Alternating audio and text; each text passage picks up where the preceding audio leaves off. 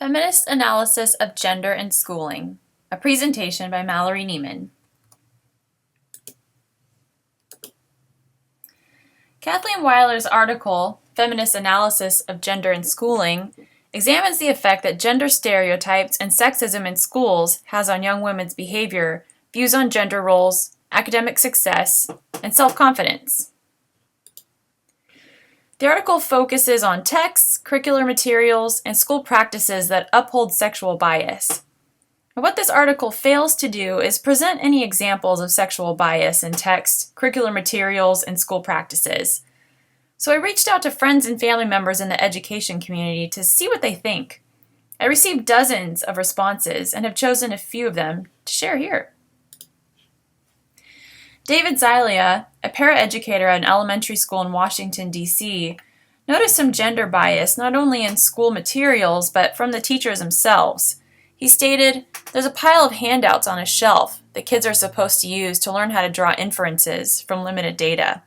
One of the blurbs says, and I'm paraphrasing here, 'Mom, I need to clean my uniform and I can't find my pom-poms.' The first question is, do you think the speaker is a boy or a girl?" I was a little outraged by that. There's also the teacher who always calls the boys by name and almost always does that for the girls, but occasionally calls one of them sweetheart.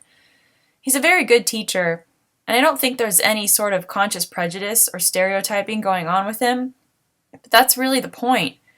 These are blind spots that we probably can't rid ourselves of without a couple generations of people growing up knowing these things aren't okay, while at the same time growing up with whatever effects these habits have on people. Courtney Owens, an environmental scientist who teaches science lessons to children in Georgetown, California, reminisces about high school. She said, "When you talk about gender inequality in high schools, PE class comes to mind. Physical education and nutrition education was administered between the sexes differently.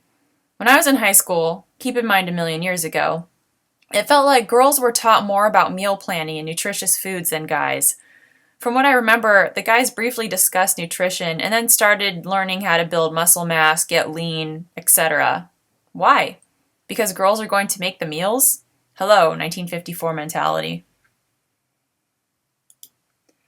One thing that really irks me about high school PE is that girls were told that it was okay to do girl push-ups if we couldn't do boy push-ups.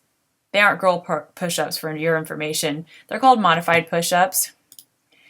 And these are some of the images that pop up when you Google girl push-ups, by the way.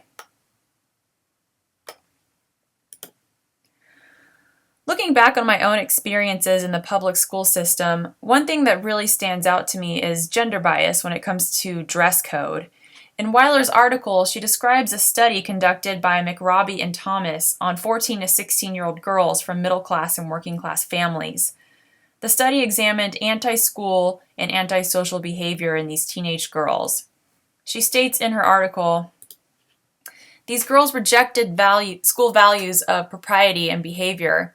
They challenged dominant views of what a proper girl should be like by asserting the values of their own sexuality in sites where sexuality was deemed inappropriate."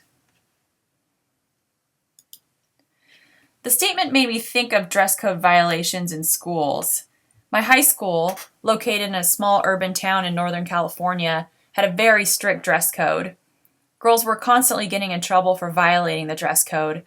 I can't decide if the reasoning behind this is more in tune with the theory of McRobbie and Thomas, that girls respond to sexism by asserting their sexuality in places where you're not supposed to assert your sexuality, or because of some of these dress code rules are simply sexist and unfair in the first place.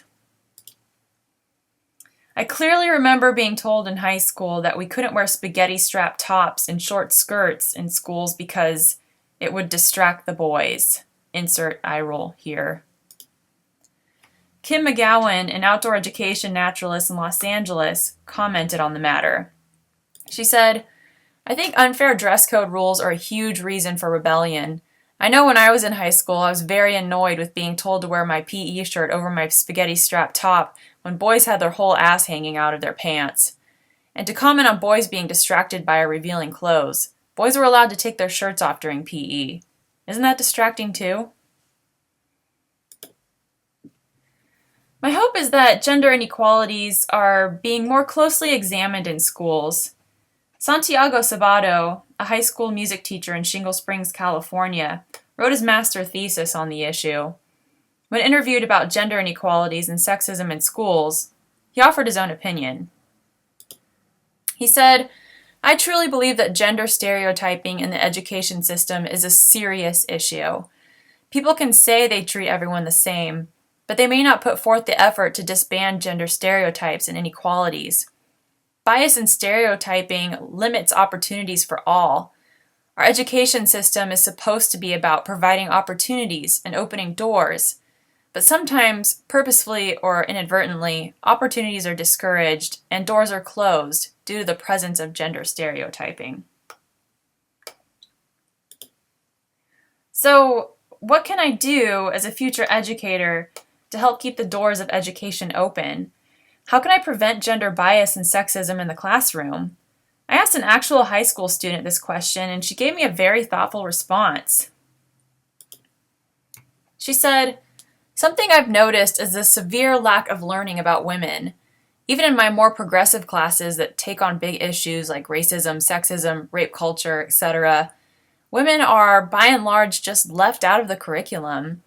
It's frustrating not being able to feel proud of other women and to be proud to be a young woman, and to be continually and subconsciously taught that men are the people who are getting things done and figuring everything out. Without making this an intersectional issue, simply making it a point to teach equal parts of male and female achievements, discoveries, etc., would dramatically change the subconscious paradigm regarding gender."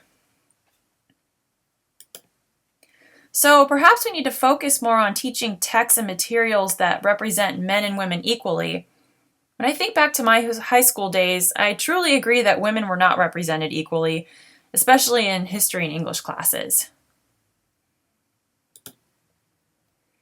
In her article entitled "5 Efforts Toward Creating a More Feminist Classroom," high school teacher Melissa Fabello lists extremely practical ways to encourage equality and gender neutrality in the classroom.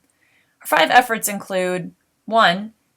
Recognize and analyze power dynamics in the classroom and create a more democratic environment.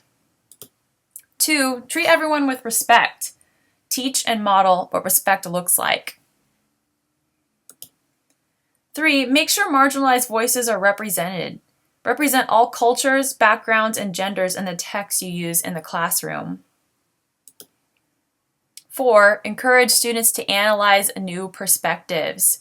Teach them to see things from different points of view. Teach them critical thinking skills. And 5 is lead by example. Be a role model in the classroom. Kathleen Weiler seems to agree with Fabello's ideas. In her article, she states, "Feminist teaching can contribute to the building of this alternate vision of social reality and morality." She also states, "A critical, materialist feminism could illuminate these relationships of personal and public and begin to create a new politics that would truly be revolutionary."